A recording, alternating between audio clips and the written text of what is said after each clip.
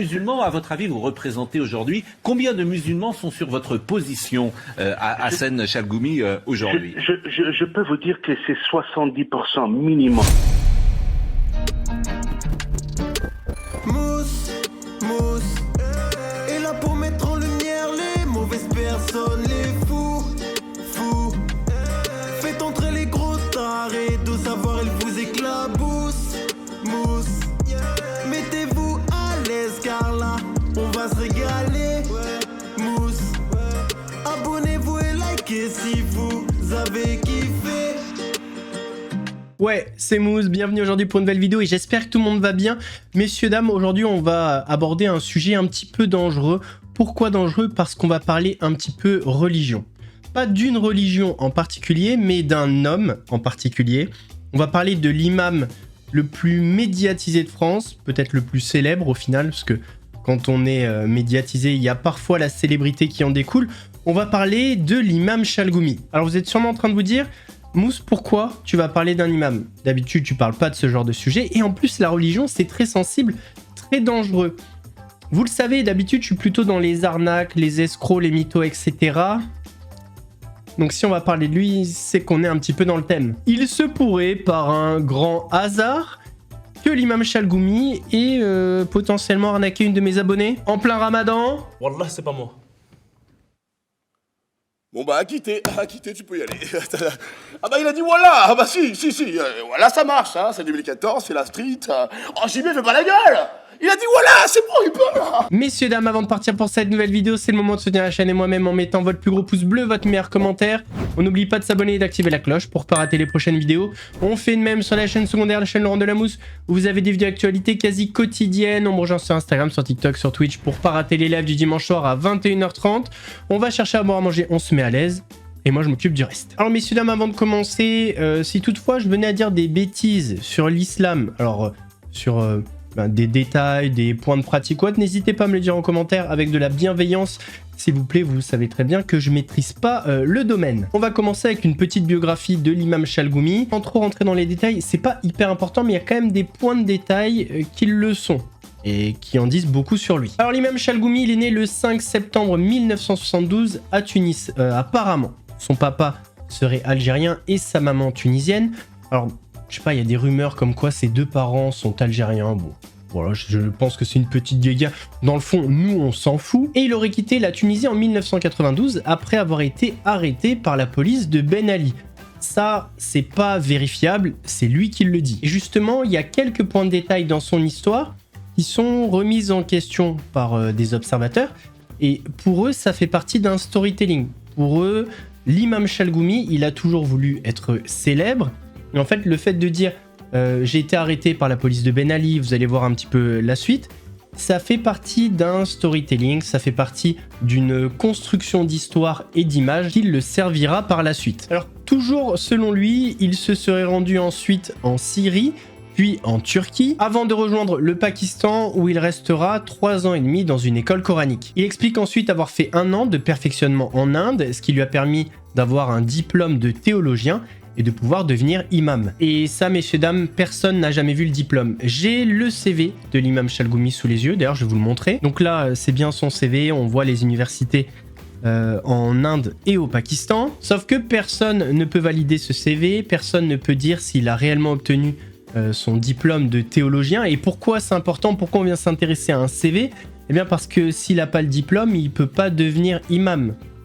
Tout simplement. Il arrive en France en 1996, il commence à prêcher dans des foyers d'immigrés, et ensuite il se fait embaucher comme médiateur à la RATP. En 2000, il est naturalisé français et il devient manutentionnaire à l'aéroport de Roissy. Mais il y a un petit problème. En 2004, lors d'un prêche dans un foyer de Bobigny, il aurait été remarqué pour ses positions extrémistes et de ses appels en faveur du djihad. Il y affirme « Celui qui va mourir au djihad ira en direction du paradis ». Hassan Chalgoumi serait répertorié par les services de renseignement pour son appartenance au mouvement fondamentaliste du Tablir jusqu'en 2005, dont il aurait été encore proche en 2010. L'aéroport Charles de Gaulle lui a retiré son badge et FedEx l'a licencié suite aux accusations d'IRG qui le soupçonnait d'être un recruteur djihadiste et par peur de ses activités de prosélytisme intégriste. Troisième élément, les États-Unis interdisent leur territoire à Chalgoumi, dont le passeport a été souillé par un tampon rouge. Malgré les mutations et les courbettes de l'ex-intégriste, l'ambassade américaine a toujours refusé de lui accorder un visa. En 2004, le ministère de l'Intérieur a lancé une procédure d'expulsion à l'encontre de Hassan Chalgoumi en raison de son intégrisme. Sa procédure sera annulée. Il faut dire aussi une chose importante. Parmi ses soutiens, il y a le maire de Drancy, Jean-Christophe Lagarde. À cette époque, il va commencer à participer aux cérémonies de commémoration au camp de Drancy, où il va reconnaître la singularité de la Shoah, et c'est comme ça qu'il va commencer à nouer des relations avec la communauté juive. Comme je vous l'ai dit, parmi ses soutiens, on va dire, il y a le maire de Drancy, Jean-Christophe Lagarde, qui en fait son contact privilégié par rapport à la communauté musulmane. C'est donc très naturellement qu'il devient président de l'association des musulmans de Drancy, et en 2008, la mosquée de Drancy est inaugurée. Vous l'avez compris, le passé d'Hassan Chalgoumi, devenu l'imam Chalgoumi, est assez flou, on va dire. Personne ne peut corroborer son parcours, personne ne peut dire s'il a réellement été dans les universités qui sont sur son CV, personne ne peut dire s'il a le diplôme théologien, sauf que lui, il se présente vraiment comme un imam, et d'ailleurs, il prêche, alors je sais pas si on dit ça comme ça, excusez-moi, mais il est un des imams de la mosquée de Drancy, donc s'il n'a pas le diplôme, ça me choque un peu. Ça, c'est le premier truc qui me choque. Le deuxième, c'est qu'en fait, on se rend compte qu'au fil du temps, Hassan Chalgoumi a changé de discours sur plein de points. Déjà, quand il est arrivé en France, il était porteur d'un islam assez radical. Tu finis pas fiché par les renseignements généraux comme ça. Alors oui, il peut y avoir des erreurs, mais lui, il a vraiment tenu des propos qu'il condamnerait aujourd'hui. S'il entendait les propos qu'il a tenus à l'époque de la bouche d'un autre imam, il hurlerait sur tous les plateaux TV. Et justement, des controverses, il y en a pas mal autour de Hassan Chalgoumi. Lui fait beaucoup de plateaux TV et qu'il n'hésite pas à dire qu'il représente les musulmans. D'ailleurs, il y a même une stat sur CNews, il a dit qu'il représentait 70% des musulmans. Alors c'était sur le sujet du port du voile, mais s'il le pense sur ce sujet-là, il doit le penser plus généralement. Combien de musulmans, à votre avis, vous représentez aujourd'hui? Combien de musulmans sont sur votre position à Hassan Chalgoumi aujourd'hui? Je peux vous dire que c'est 70% minimum. Sauf que justement, les musulmans ne sont pas autant à se sentir représentés par l'imam Chalgoumi, et c'est bien ça le problème, et ils ont des raisons de penser ça. Personne ne représente aucun musulman. Il est rejeté par tous les jeunes musulmans. C'est toujours les mêmes. C'est pas qu'ils sont interrogés, mais c'est une honte pour la communauté musulmane. Alors pourquoi ils sont nombreuses et nombreux à penser ça? Tout simplement parce que sur plein de sujets, Hassan Chalgoumi a changé de cap.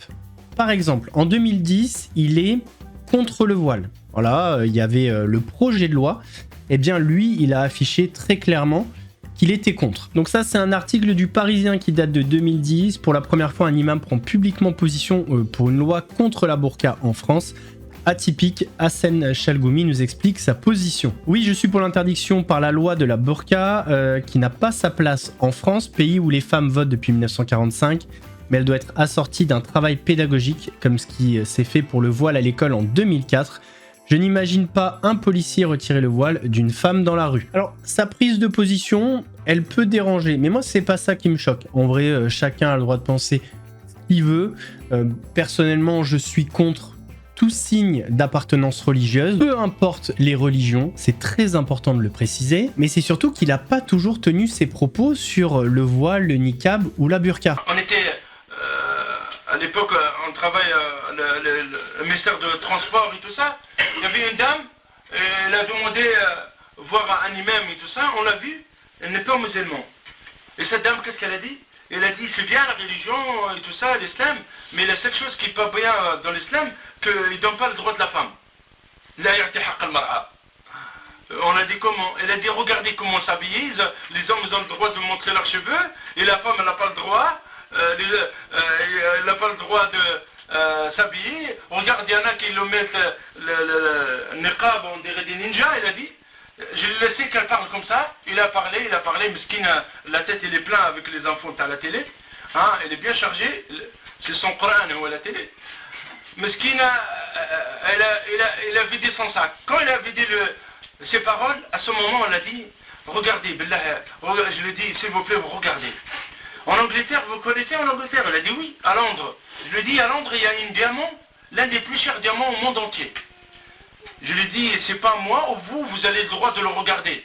Il m'a dit, pourquoi? Je lui dis, il n'y a que le sultan de Brunei, le Amir Talal, le fils de Dubaï, tel, les archi-milliardaires qui ont le droit de regarder. Mais des gens moyens comme nous n'ont pas le droit. Elle a dit, c'est normal, parce que tellement ça coûte cher. Ah, je lui dis oui. Et après, je lui dis, à Paris, les bijouteries, c'est pas n'importe qui. C'est un jeune avec une basket ou casquette au jogging, ils vont pas le laisser rentrer dans les bijouteries de Paris avec des diamants. Ils vont chercher quelqu'un qui est bien habillé avec une valise et ça se voit quelqu'un vraiment il a plein d'argent dans son compte. Hein? Elle m'a dit oui, bien sûr, c'est normal, parce qu'on n'a pas à la hauteur de ça. Et je lui dis, est-ce que n'importe qui peut toucher les diamants dans les bijouteries? Je lui dis, il y a un système d'alarme, il y a une sécurité, très haute sécurité. En plus, tout ça, c'est attaché avec les commissariats et tout ça. Elle m'a dit, c'est normal, ça coûte très cher. Je lui dis, s'il vous plaît, et les patates, et les tomates, et les oignons, et les pommes de terre, est-ce qu'il y a un système de sécurité pour ça? Elle m'a dit, non, jamais, il n'y a pas. Elle m'a dit, bien sûr, à l'époque, elle parle en francs. Elle m'a dit, ça coûte 6 francs ou 7 francs. Et elle n'a pas de valeur, c'est normal. Je lui ai dit, est-ce qu'il y a une pomme de terre, elle sera touchée, écrasée? Est-ce que le système d'alarme se déclenche au commissariat? Elle m'a dit, jamais, non, c'est normal. Je lui ai dit, wallahi, je lui ai dit, si vous, pour vous, la valeur de diamant comme ça, l'islam, la femme, elle est plus chère que votre diamant. C'est à cause de ça, Allah, il n'a pas laissé n'importe qui le touche, ou bien n'importe qui le voit. C'est la femme qui est le plus chère au monde entier. Si quelqu'un, imaginez, vous avez de l'or chez vous, est-ce que vous ouvrez la porte, vous dites, les gens, regardez mon diamant, regardez l'or? Elle m'a dit, non, c'est la police, ça. Il faut le cacher, c'est pas n'importe qui. C'est quelqu'un qui en aime, vraiment, c'est lui qui peut le toucher. Vraiment, qu'on a confiance à lui. Je lui ai dit, Wallah, alladhi la ilaha illa hu. Allah, il aime la femme, plus que vous aimez votre or. Allah subhanahu wa ta'ala, tellement ils savent que cette femme, c'est elle qui va élever des hommes, c'est elle qui se met au bon chemin, toute l'humanité se met dans le bon chemin, et c'est elle s'écarte de chemin, toute l'humanité s'écarte de chemin. La première école c'est l'homme, c'est la maman, c'est la femme, c'est la première école, c'est elle. Je lui ai dit, nous on dit jamais que la femme elle est faible. Elle m'a dit comment? Je lui ai dit oui, je lui ai dit, moi impossible, je dors avec un portable dans ma poche. Je dis, c'est difficile. Je dis, mais la femme, elle dort avec 9 mois un bébé dans le ventre. C'est qui le plus fort, l'homme ou la femme? Man el-Khawi. Après, elle m'a dit oui. Elle a commencé à avoir les larmes sur ses yeux. Et il n'y a pas que sur ce sujet-là que l'imam Chalgoumi a changé de position. On se rappelle de ce qu'il disait à l'époque sur l'État d'Israël.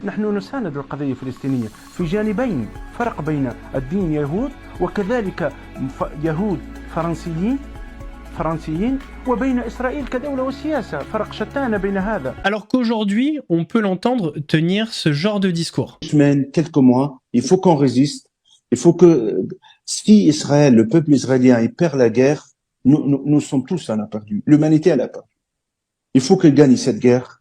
Il faut que Gaza soit libéré. Et l'imam Chalgoumi, c'est peut-être l'imam de France le plus politisé. Déjà en 2012, il avait milité aux côtés de Nicolas Sarkozy pour la campagne présidentielle. C'est aussi un des seuls imams en France qui arrive à faire le combo C8, Europe 1, CNews. Il est littéralement invité partout. On a Hassan Chalgoumi qui est avec nous, merci d'être là. Vous, est-ce que vous êtes pour ou est-ce que vous êtes contre? Est-ce que vous êtes d'accord avec Karim Gheribi qui dit que la communauté musulmane n'a jamais rien demandé? Tout à fait, je partage 100%. Et vous savez, il y a quelques parents qui demandent, ça c'est clair, il y a quelques parents qui demandent, ils essaient de demander à l'établissement scolaire, est-ce qu'il y a une possibilité de trouver un plat halal? Et là, ça dépend de la possibilité. J'étais pour, c'est possible. Ça dépend des personnes qui en posent. Mais malheureusement, je suis tout à fait contre d'imposer les choses, d'imposer à des enfants. Et la religion, elle n'a pas son rôle d'imposer ses principes dans les écoles où sont laïques. On est tous d'accord. Je trouve que la majorité, de trouver dans le cadre du dialogue, mais de choisir un lundi et d'imposer le port pour tous les élèves. C'est la provocation. Ça, c'est la provocation. Dans ce cas-là, nous, les musulmans, on fait le vendredi couscous et le mardi, je sais pas quoi. ça c'est là. Dans votre foyer, vous faites ce que vous voulez. Malheureusement, le terrorisme et la haine, le fanatisme, il a touché dernièrement l'Europe. comme à Berlin, comme à Bruxelles, comme en France, en Angleterre. Je pense que c'est très important qu'on ait assez de cette image de ces personnes qu'ils ont pris en otage, c'est faux, c'est criminel. C'est le moment qu'ils puissent s'exprimer tous, de dire non à ces criminels et ces assassins. Vous vous sentez monter des salafistes en Seine-Saint-Denis en ce moment même? Oui, le terrain il est tellement vide, c'est triste, que le salafisme, le wahhabisme, il se développe énormément.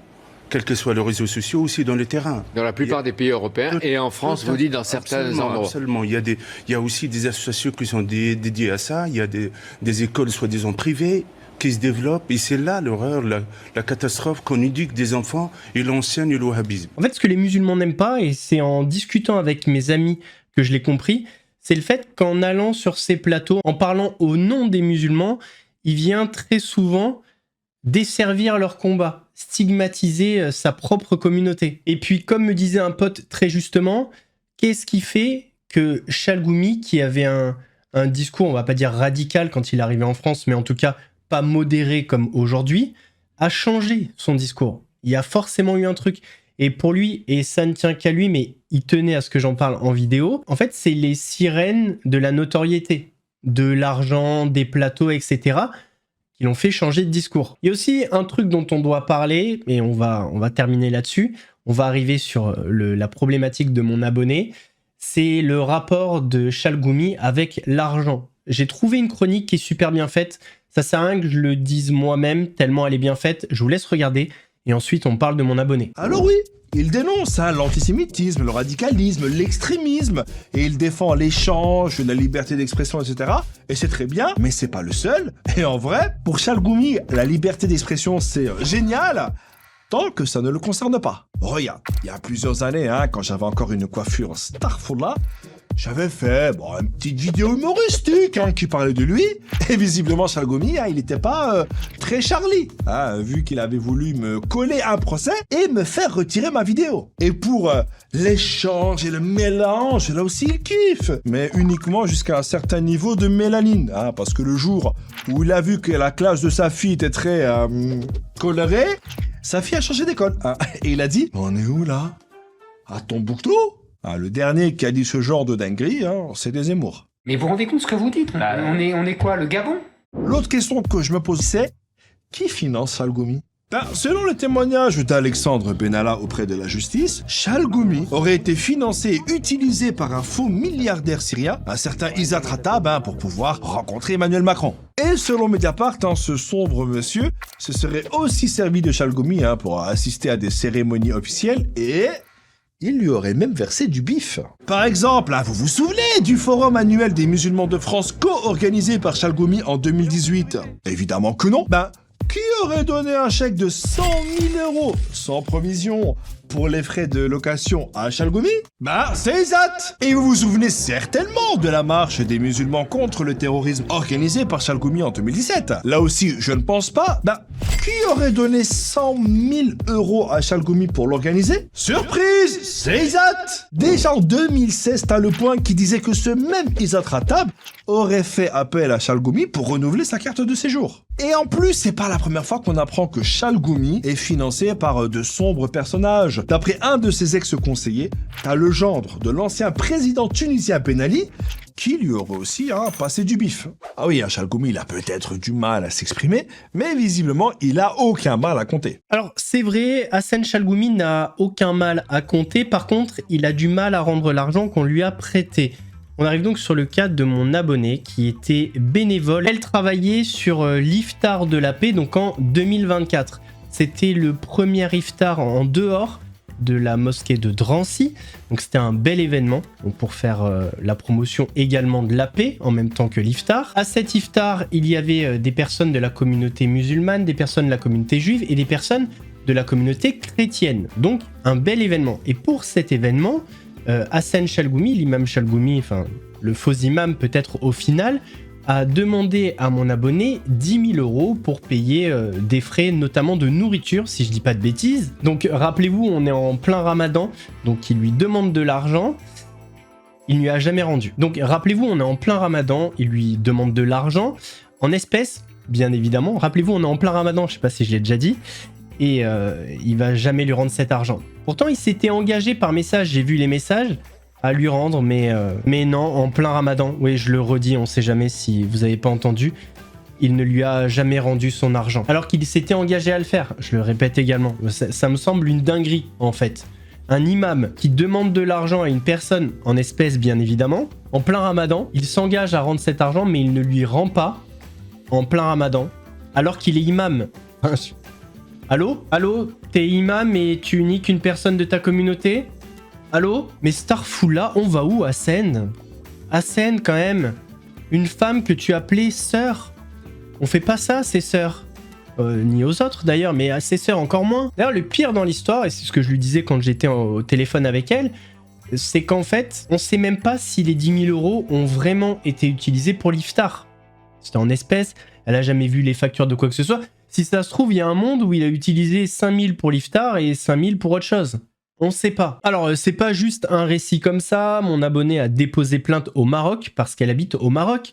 Voici l'article « Dépôt de plainte à Marrakech contre l'imam Hassan Chalgoumi pour escroquerie et abus de confiance lié à un dîner interreligieux à Paris ».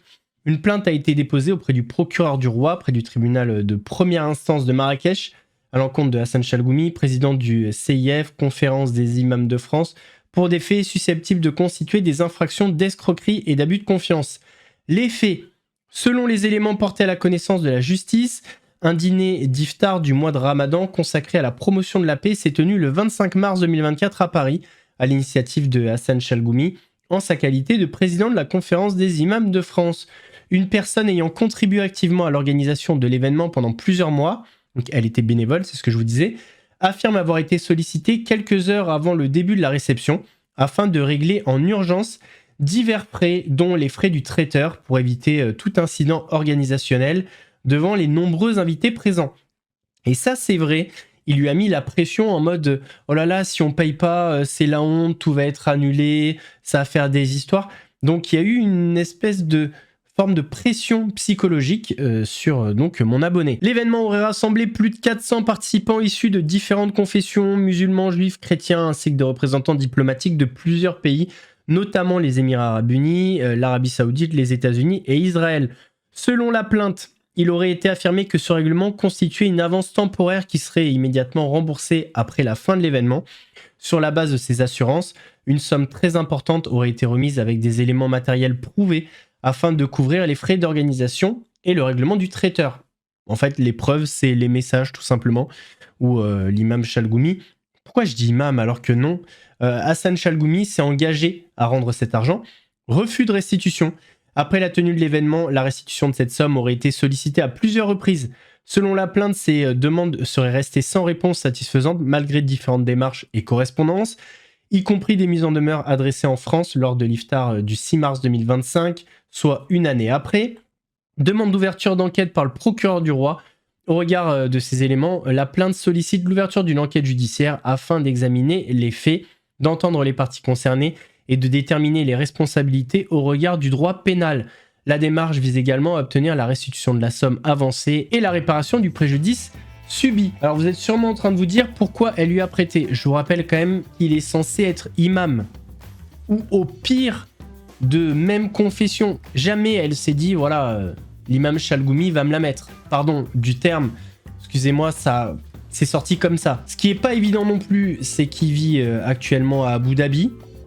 Donc vous comprenez bien que la procédure elle va être quand même compliquée. Mais souvent, les actes en disent plus que les mots. Il a beau faire tous les plateaux TV qu'il veut, dire ci, dire ça, il a escroqué une personne de sa communauté. Tout simplement. C'est censé dire beaucoup de choses sur lui. T'es imam, quoi. Enfin, je sais pas, c'est un délire. Ah non, t'es pas imam. Mais en tout cas, t'es au moins censé être dans ta religion. On fait pas ça, on fait pas ça. Surtout en plein ramadan. Je le rappelle, surtout. Dans ces cas-là, je me dis toujours, si la personne l'a fait une fois, elle l'a fait 2 fois, elle l'a fait 3 fois, elle l'a fait plusieurs fois. Si vous êtes dans le même cas que mon abonné, si vous avez été floué par cette personne, financièrement ou autre, n'hésitez pas à me contacter. Sur Instagram en particulier, c'est là où je suis le plus réactif. N'hésitez pas. Et Hassan, rend l'argent. C'est important. Ah oui, et commence pas à partir dans des plaintes pour diffamation, etc. Parce qu'en plus, dans la diffamation, il y a l'exception de vérité, il y a la bonne foi. Je serai obligé d'apporter les screenshots de vos conversations téléphoniques, tout ça. En plus de ça, je vais devoir refaire une vidéo en mode l'imam Chalgoumi essaie de me faire taire, au secours. Ça va avoir un effet stressant, ça va être encore pire. Fais pas ça. L'imam Chalgoumi, elle est quand même compliquée. Enfin, quand c'était en France, il vivait sous protection policière. C'est peut-être pour ça qu'il est parti aux Émirats. Voilà un petit peu à quoi sa vie ressemblait. Même s'il y a des propos qui peuvent déranger, on doit pas en arriver là. Force à toi Hassan, mais rends l'argent par contre. Entouré de 2 policiers armés. Sa vie, depuis 15 ans maintenant. Hassan Chalgoumi, l'imam de Drancy, vit sous protection. Artisan du dialogue interreligieux, il porte un regard critique sur l'intégrisme musulman. Des positions qui lui valent des menaces de mort. J'avais un livre, il est sorti en 2009. Je parle. Le livre, il s'appelle Pour l'islam de France. Bien sûr, j'ai des positions qui sont fermes par rapport à le voile intégral. J'étais parmi le seul imam qui était pour la loi. Et à ce moment, il y a un collectif qui est très dangereux, il s'appelle le collectif de Cheikh Yassine. Cheikh Yassine, c'est le fondateur du groupe terroriste Hamas. À partir de fin 2009, collectif Cheikh Yassine, il cible la mosquée de Drancy pendant 6 mois. Des manifestations tous les jours. Ils m'ont diabolisé. Tellement ils m'ont diabolisé, ils ont salé mon image. Le traître. Vous savez, quand vous dites un imam traître, ça veut dire quoi? Il a trahi sa religion. C'est une peine de mort.